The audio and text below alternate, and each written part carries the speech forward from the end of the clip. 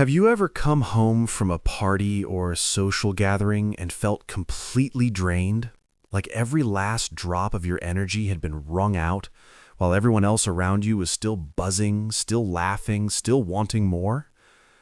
Have you ever noticed that you'd rather have one long, deep conversation with a single person than make small talk with 20? Do you need time alone after social events just to feel like yourself again? If any of that sounds familiar, there's a very good chance you're an introvert. And in a world that rewards the loudest voice in the room, celebrates the person who networks effortlessly, and equates confidence with constant self-promotion, you may have spent years quietly wondering if something was wrong with you. You may have tried to fix yourself. You may have pushed yourself into situations that left you exhausted and hollow, all because the world told you that being an introvert was a problem to be solved. But what if it isn't?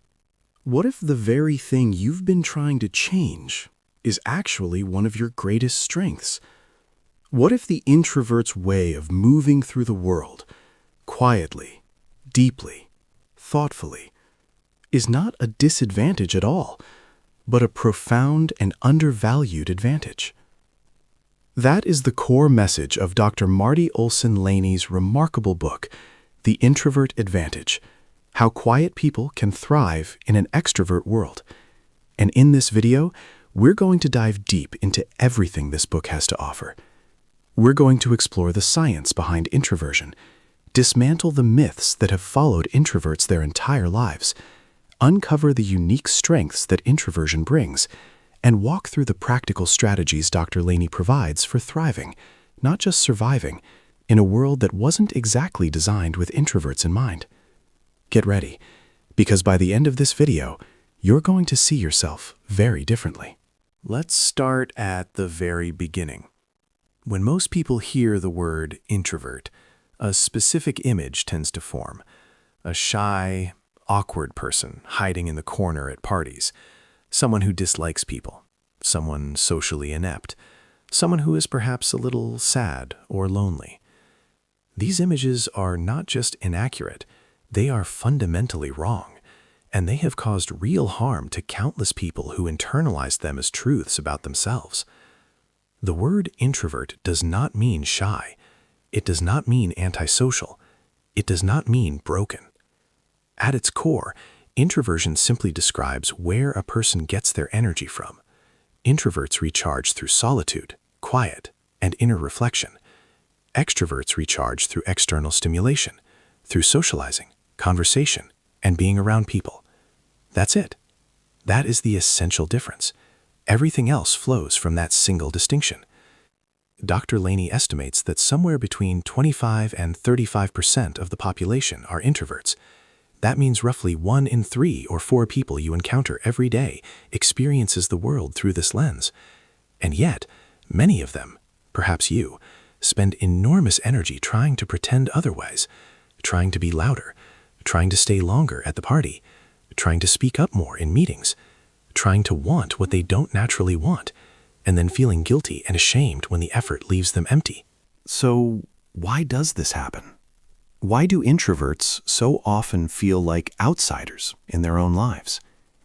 The answer lies in what Dr. Laney calls the extrovert ideal, a deeply embedded cultural preference for the outgoing, talkative, expressive personality type. In most modern societies, especially in the West, success is visually coded as extroversion. Think about how schools are structured. Children are rewarded for participation, for speaking up in class, for group activities and presentations. Think about how most workplaces are designed. Open floor plans, endless meetings, a premium placed on visibility and self-promotion. Think about how social success is measured. The person who knows everyone, who always has something to say, who fills the room with their presence. In this cultural framework, the introvert's natural tendencies, preferring depth over breadth, quiet over noise, reflection over reaction, are quietly treated as deficiencies. The introvert grows up absorbing this message. They learn to apologize for needing alone time. They learn to feel guilty for finding social events draining rather than energizing. They learn to wonder if their preference for one close friend over a dozen casual acquaintances is somehow pathological. And the result is a person who is constantly at war with themselves, spending resources fighting their own nature rather than working with it. Dr. Laney's book is, at its heart, a call to end that war. Now let's talk about the biology, because this is where the story gets genuinely fascinating. The differences between introverts and extroverts aren't just a matter of temperament or upbringing.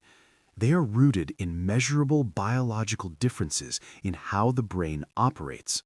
And understanding this science is the foundation for everything else the book teaches. Research has shown that introverts and extroverts tend to use different neural pathways. Extroverts are more strongly wired toward the brain's reward-seeking circuits, the dopamine pathways that generate feelings of excitement, motivation, and pleasure in response to external stimulation. This is why extroverts tend to seek out novelty, social interaction, and stimulating environments. These experiences literally feel good to them at a neurological level. Introverts, on the other hand, tend to use longer, more complex neural pathways that run through areas associated with long-term memory, planning, and internal processing. These pathways are slower, but richer. They allow for deeper analysis, more nuanced thinking, and a greater capacity for sustained focus. But they also mean that the same level of external stimulation that energizes an extrovert can quickly feel like overload to an introvert. There is also a key difference in how introverts and extroverts respond to a neurotransmitter called acetylcholine. Introverts are more sensitive to this neurotransmitter, which is associated with internal focus, sustained attention, and a calm, reflective state. This means that introverts naturally derive satisfaction and pleasure from the kinds of activities that require inward attention: reading, thinking, creating, having a deep conversation, being in nature. They don't need to seek outside stimulation to feel rewarded. Their reward system is already humming along quietly from the inside. This science matters enormously because it reframes introversion entirely. The introvert who feels drained after a party isn't weak or antisocial. Their nervous system is genuinely operating differently. The stimulation that the extrovert absorbs and metabolizes as fuel is landing on the introvert's more sensitive system as overload. It's not a character flaw. It's neuroscience. Dr. Laney introduces a concept she calls the optimal stimulation level, which is the sweet spot where each person functions at their best. Extroverts have a higher optimal stimulation threshold. They need more external input to feel alert and engaged. When there isn't enough stimulation around them, they feel bored and restless. Introverts have a lower optimal stimulation threshold. When the environment gets too loud, too crowded, too intense, they quickly exceed their comfort zone and begin to feel frazzled and depleted. Neither level is superior, they're simply different operating ranges. The problem arises when introverts are consistently expected to function at the extrovert's optimal level without any accommodation for their own. Now let's get to the part of the book that I find most genuinely exciting, and that is the catalog of introvert strengths. Because once you understand that introversion is a different wiring rather than a deficient one, the question becomes, what does this wiring make possible? The answer is remarkable. The first and perhaps most significant strength of the introvert is the capacity for deep thinking and sustained focus. Introverts don't just skim the surface of ideas, they dive. When they encounter a problem, a question, or a subject that interests them, they naturally want to go deeper, to understand not just the what, but the why and the how and the what if. This makes them exceptional analysts, researchers, writers, scientists, and strategists.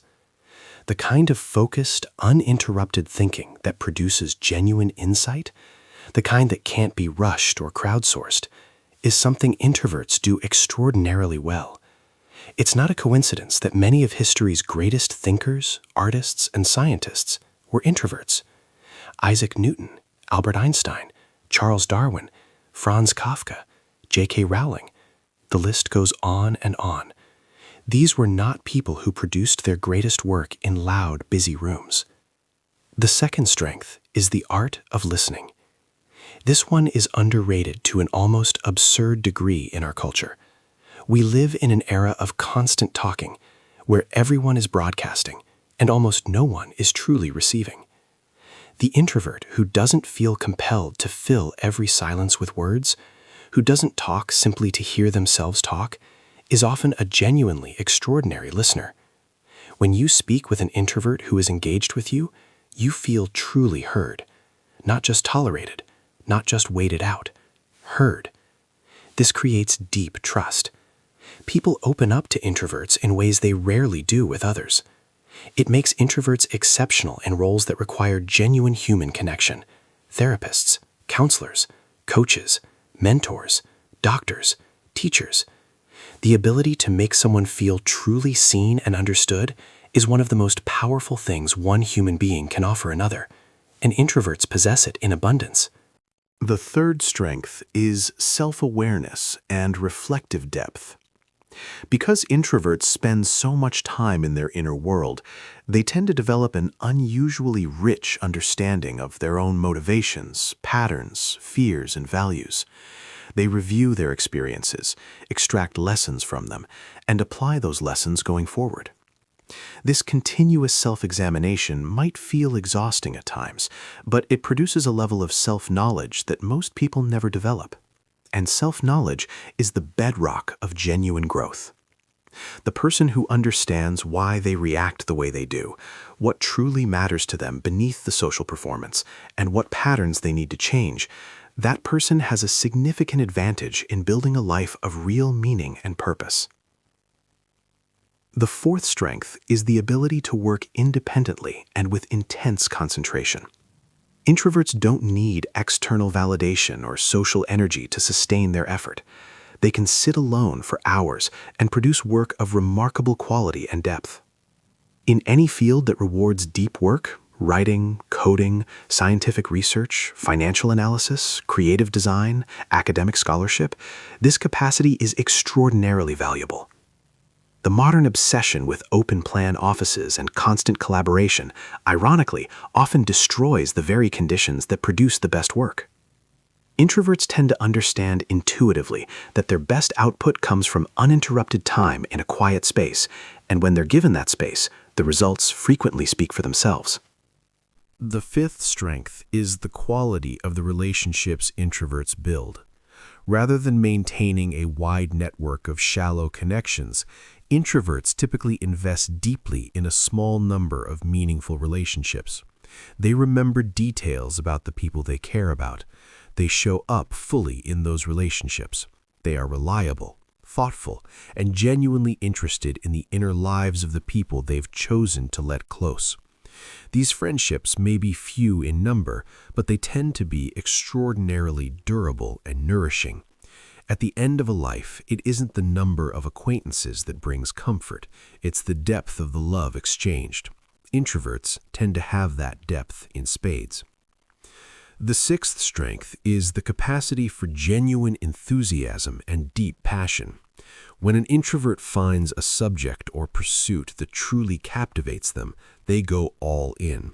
They don't dabble across dozens of interests. They dive into the ones that genuinely move them with a focus and dedication that produces mastery.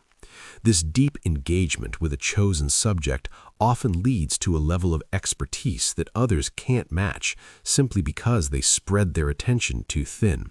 The introvert's tendency to go deep rather than wide is a competitive advantage in any arena that rewards true expertise. Now, understanding your strengths is only half the equation. The other half is learning how to live in a world that hasn't been designed with those strengths in mind. And this is where Dr. Laney's practical guidance becomes invaluable. The single most important concept she introduces for the introvert's daily life is what she calls energy management. Introverts lose energy through social interaction and replenish it through solitude. This isn't optional. It isn't a preference in the way that some people prefer tea to coffee. It is a genuine biological need, as real and non-negotiable as the need for sleep or food. The introvert who consistently ignores this need, who keeps pushing through social situation after social situation without allowing time for recovery, will eventually pay a steep price in the form of exhaustion, irritability, reduced cognitive function, and in more serious cases, anxiety and depression. The critical first step is giving yourself full permission to honor this need without guilt. Not just intellectual permission, but deep, settled permission. The introvert who has spent years apologizing for needing to leave early or feeling ashamed of preferring a quiet evening at home to a crowded social event needs to genuinely internalize the understanding that this need is legitimate, healthy, and biologically grounded. It isn't selfishness, it isn't weakness, it isn't rudeness, it is self-care at the most fundamental level. The second practical strategy Dr. Laney offers is what she calls stimulation management, being intentional and intelligent about how much social and sensory input you expose yourself to, and building in recovery time accordingly. This doesn't mean becoming a recluse. It means planning with self-knowledge. If you know you have a big social event on Saturday evening, don't pack your Saturday morning with back-to-back social obligations. Give yourself quiet time before the event to arrive with your reserves intact and protect Sunday morning for recovery. Think of your energy like a bank account. You can spend it, and you must spend some of it to live a full life, but you must also make regular deposits, or you'll find yourself overdrawn at the worst possible moments. The third strategy is what the book calls advance preparation for social situations. Introverts don't thrive with spontaneous, unpredictable social interactions the way extroverts often do. Extroverts tend to enjoy the surprise. They walk into a party not knowing who they'll meet or what they'll talk about, and they find that exciting. For many introverts, that same situation produces anxiety and rapid energy depletion. But the introvert who walks into that same party having done a little preparation, perhaps researching who might be there, thinking through a few questions they'd genuinely like to ask, or deciding in advance how they'll introduce themselves and what they'd like to share, will have a dramatically different experience. The preparation creates a scaffolding of confidence that allows the introvert to show up more fully and connect more genuinely. Let's turn now to the introvert in professional life, because this is an area where the mismatch between introvert strengths and typical workplace culture can cause real distress. Most modern workplaces, as Dr. Laney observes, are designed by and for extroverts. Open offices with constant ambient noise and no privacy, meeting cultures that reward whoever speaks most and loudest, performance reviews that equate visibility with contribution, networking events that feel like endurance tests. In this environment, the introvert can easily become invisible, not because they have less to offer, but because their way of offering it doesn't fit the dominant mode. So what can an introvert do? First, identify and lean into what you actually do best. The introvert's ability to produce deep, careful, high-quality work, to write the analysis that actually makes sense of the data, to find the solution that everyone else missed because they were too busy talking to think, is genuinely valuable. Make your work speak for you. Second, find the communication channels that suit your strengths. You may not be comfortable thinking out loud in a large meeting, but you might be exceptional in a written memo, a one-on-one conversation, or a small focused discussion. Dr. Laney encourages introverts to stop apologizing for these preferences and start using them strategically. Send the thoughtful email after the meeting that synthesizes what was discussed and adds what you didn't say in the room. Request smaller group meetings when the topic is important and you want to contribute fully. Third, where possible, negotiate the working conditions that allow you to do your best work, whether that means a quieter workspace, the ability to work from home on days that require deep concentration, or simply blocking time on your calendar for focused, uninterrupted work. The book also addresses with great sensitivity the introvert's experience in romantic relationships and close friendships, because introversion shapes not just how we work, but how we love. The introvert in love tends to be deeply loyal, genuinely attentive, and capable of a quality of presence that their partner often finds extraordinary when they're present. The challenge arises around the introvert's need for alone time. For an extroverted partner, this need can be easy to misread. When the introvert retreats to the bedroom with a book after a full day of socializing, the extroverted partner may interpret this as rejection, as a sign that something is wrong in the relationship, as evidence that they're not loved enough. The introvert, meanwhile, isn't withdrawing from the relationship at all. They're restoring themselves so they can come back to it fully. Dr. Laney's prescription for this dynamic is honest, proactive communication. Rather than disappearing into alone time without explanation, the introvert can say clearly, "I love you, and I need an hour to decompress. After that, I'm going to want to sit with you and actually talk." This kind of transparency dismantles the misunderstanding before it can fester. And for extroverted partners of introverts, understanding the energy mechanics of introversion, not as a personal statement, but as a neurological reality, transforms everything. The retreat is no longer a rejection. It's a pit stop, and after the pit stop, the introvert returns with more to give. There's also a concept in the book that I find particularly important, which is the distinction between introversion and shyness. These two things are frequently conflated, and conflating them creates real confusion. Shyness is a fear of negative social judgment. The shy person wants connection, but is afraid of it, afraid of being criticized, rejected, or embarrassed. Shyness can affect both introverts and extroverts. There are shy extroverts who crave social interaction but are terrified of it, and there are confident introverts who are completely comfortable in social situations. They simply don't need as much of them. Introversion is about energy, not fear. Shyness is about anxiety. Treating introversion as though it were shyness leads to the wrong solutions.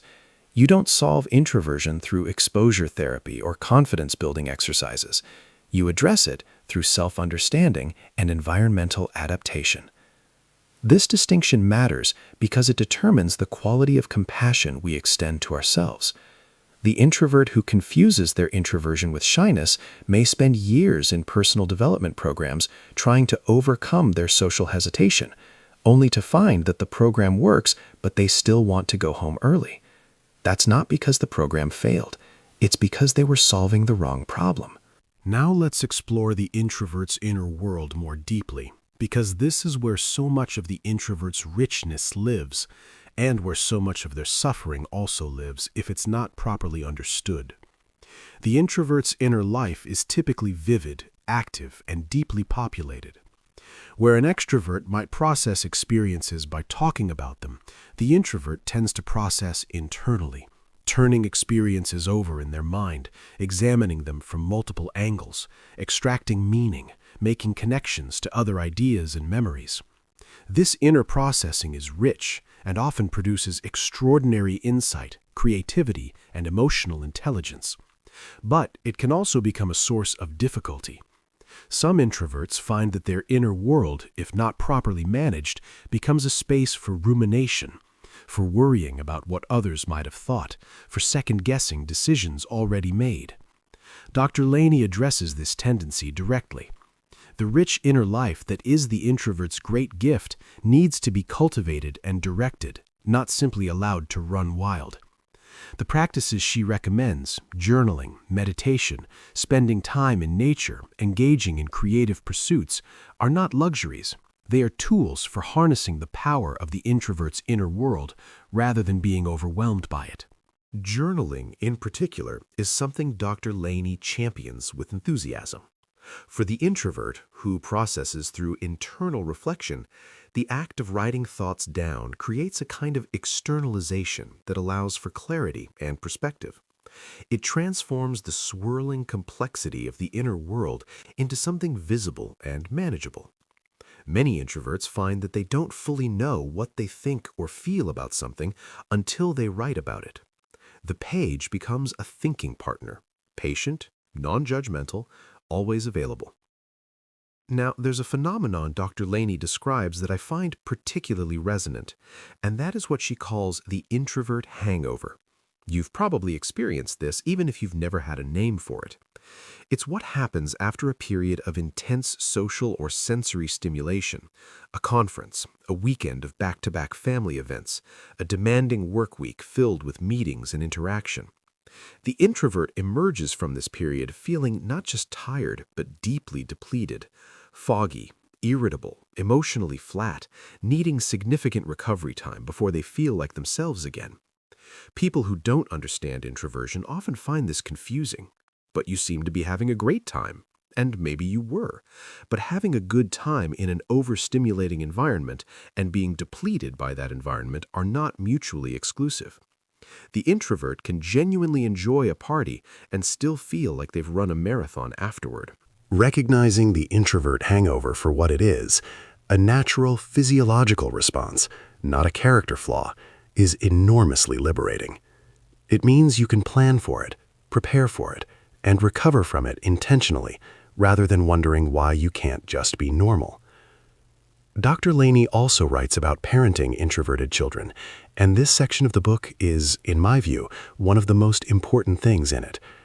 Because the introvert who was well understood and supported in childhood has a radically different relationship with their own nature than the introvert who spent their formative years being told, explicitly or implicitly, that who they were wasn't quite right. The introverted child in a typical classroom is often misread.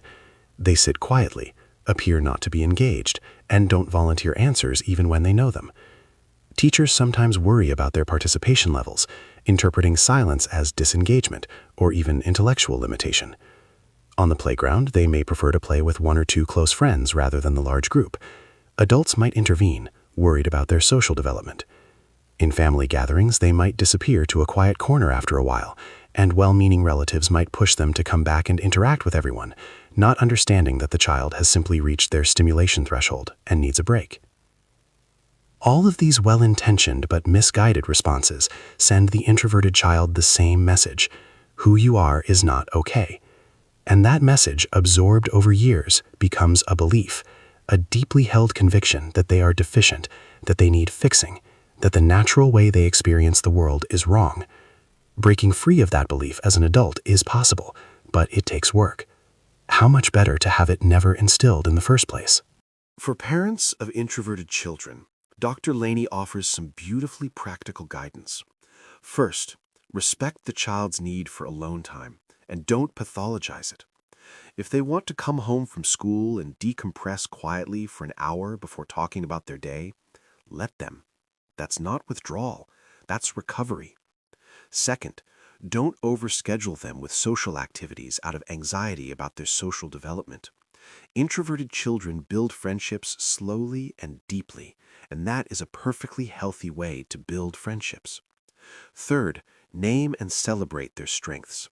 Tell your introverted child that their ability to focus deeply is a gift, that their capacity to listen carefully makes people feel valued, that their rich inner world and love of ideas is something remarkable.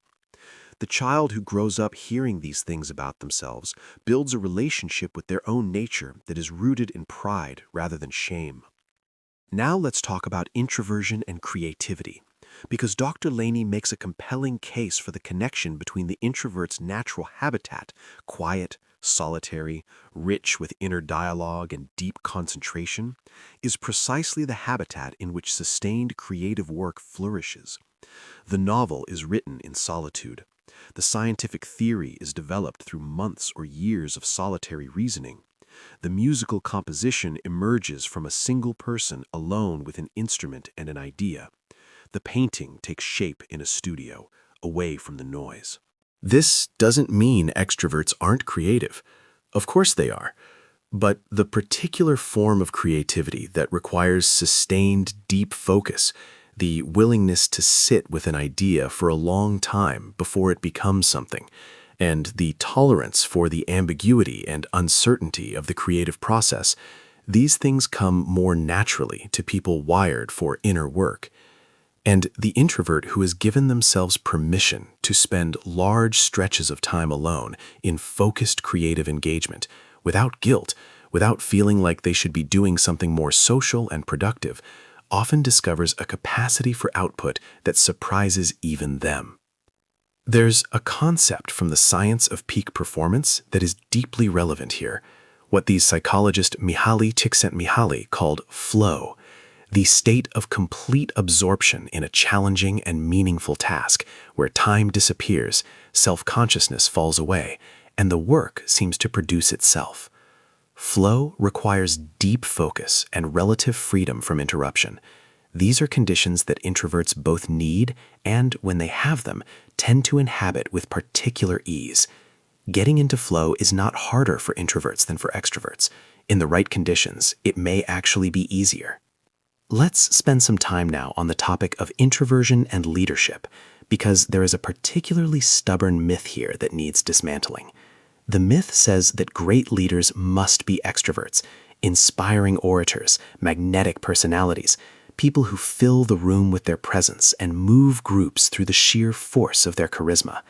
This myth has probably kept many extraordinary potential leaders on the sidelines, quietly convinced that leadership wasn't for people like them. But the historical and contemporary record tells a different story. Abraham Lincoln was by all accounts an introvert, reflective, prone to solitude, often struggling with melancholy, preferring thought to talk. Gandhi was famously introverted, finding his center in silence and reflection rather than in crowds and performance. In modern business, the record is equally rich with introvert leaders who built remarkable organizations, not through charisma, but through deep thinking, careful listening, and the ability to bring out the best in others. Dr. Laney describes what she calls the introvert's leadership style, and it has distinctive and genuinely powerful characteristics. The introvert leader listens far more than they speak, which means they actually understand what's happening in their organization, rather than just projecting confidence about it. They think before they decide, which means their decisions tend to be more carefully considered and more durable. They invest in genuine relationships with the people they lead, rather than performing for them, which generates real trust over time. They are often excellent at delegating because they genuinely see and appreciate others' capabilities. And in moments of crisis, their natural tendency toward measured, thoughtful response, rather than reactive energy, can be exactly what the situation requires. Introvert leadership may not look like what our culture has taught us leadership looks like. It may be quieter, less theatrical, less immediately impressive in a crowd, but its effects, in the quality of the decisions made, the depth of the relationships built, and the sustainability of the results achieved, are frequently profound. Now, I want to address something that runs throughout the book and deserves its own focused attention, and that is the concept Dr. Laney calls stretching without distorting. This is her answer to the question that almost every introvert eventually asks: do I have to become an extrovert to succeed? The answer is a clear and compassionate no. But that doesn't mean introverts never need to develop skills that don't come naturally to them. It means there's a crucial difference between developing new skills while honoring your fundamental nature and trying to erase your nature and replace it with someone else's. An introvert can learn to speak confidently in front of a large audience. They can learn to network strategically and effectively. They can learn to navigate cocktail parties, job interviews, and high-stakes social situations with grace. All of this is possible, and much of the book is dedicated to showing how. But the difference between stretching and distorting is that stretching means developing these capacities from a place of self-acceptance, building skills that genuinely serve you rather than performing a role that exhausts you. Distorting means trying to become something you fundamentally are not, which requires enormous and ultimately unsustainable energy and produces a creeping sense of inauthenticity that erodes well-being over time. The goal is not to become an extrovert. The goal is to become the most fully realized version of yourself as an introvert. Someone who has developed enough social flexibility to function well in a social world, while protecting and cultivating the deep inner life that is the source of your greatest gifts. Dr. Laney also writes with great insight about what she calls the masked introvert. The introvert who has become so skilled at performing extroversion that even the people close to them don't know they're introverted. Perhaps even they don't fully know it. These are the introverts who have learned through years of cultural pressure and social necessity to smile brightly at parties, to keep the conversation going, to seem effortlessly social. And they do it well. But inside, they are paying a price that the people around them can't see. They are performing a character rather than living a life. And the gap between the performance and the reality is a source of persistent, low-level exhaustion and alienation. Recognizing yourself in this description can be one of the most disorienting and liberating experiences of a person's life. Disorienting because the identity you've carefully constructed doesn't quite match who you actually are. Liberating because the mismatch finally makes sense, and with that sense comes the possibility of doing something different, of beginning, slowly and with great self-compassion, to let the real you take up more space in your own life. One of the most practically useful sections of the book deals with what Dr. Laney calls entry points, small, manageable ways to navigate large social situations without immediately feeling overwhelmed. The introvert who walks into a crowded party and is immediately surrounded by 20 strangers all talking at once is likely to hit their stimulation threshold very quickly.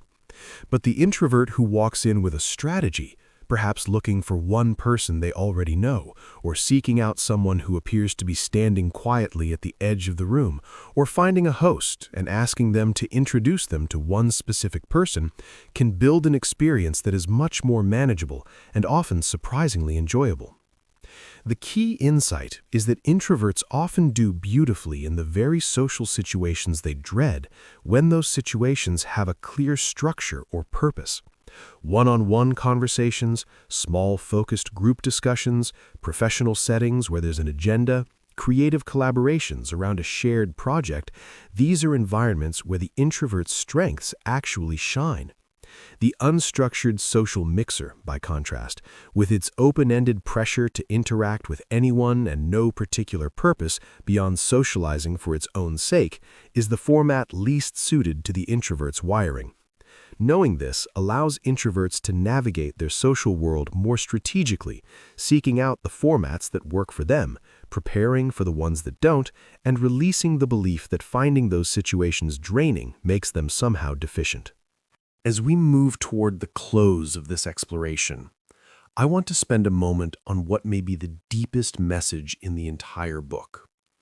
Dr. Laney doesn't just argue that introverts can succeed in the world as it currently exists.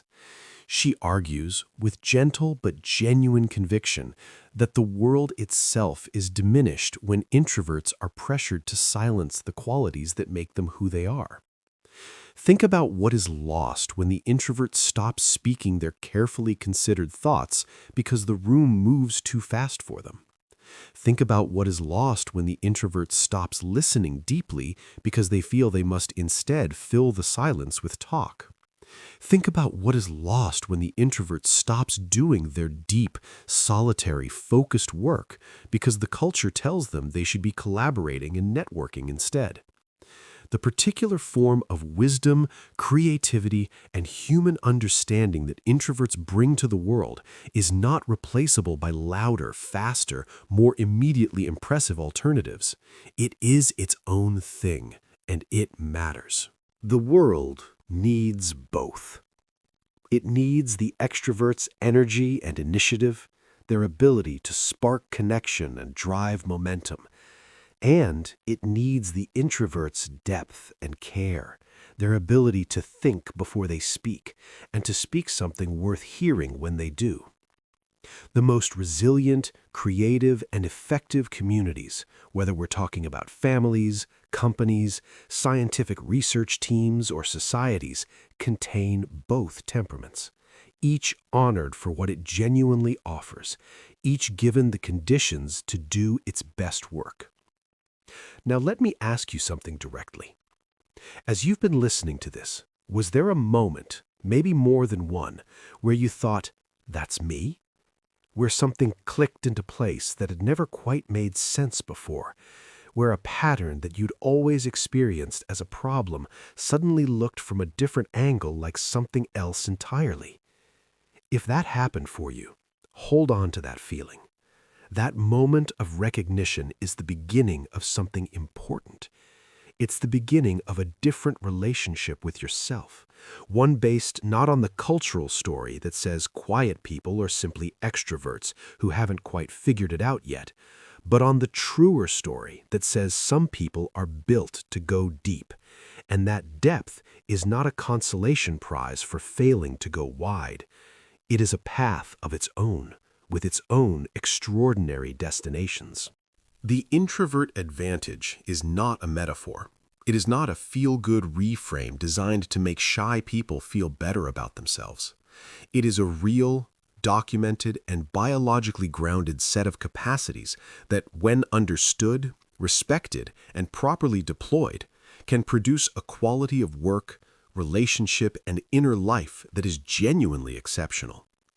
The introvert who knows who they are, who has stopped wasting energy pretending to be someone else, who has built a life around their genuine strengths and manages their genuine needs with intelligence and self-compassion, that person is not handicapped by their introversion. They are powered by it.